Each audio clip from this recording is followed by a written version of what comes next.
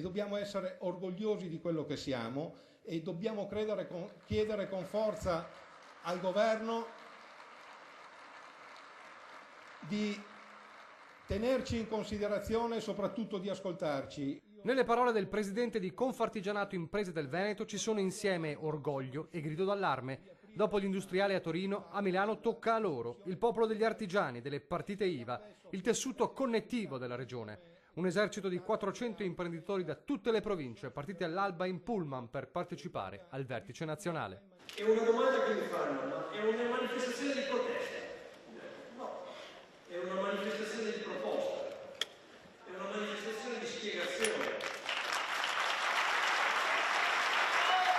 Sono il popolo del sì, sì alle opere e allo sviluppo, ma non sono disposti a farsi mettere i piedi in testa. Noi non siamo pregiudizialmente né a favore né contro nessun governo, noi ci confrontiamo con quello che c'è, però la filosofia nostra è quella della crescita e non è quella dell'assistenzialismo.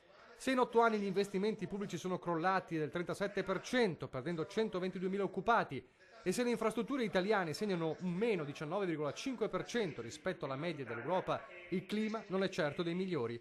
Eppure, dice qualcuno nell'Assemblea, la politica ci chiama soltanto quando ci sono problemi.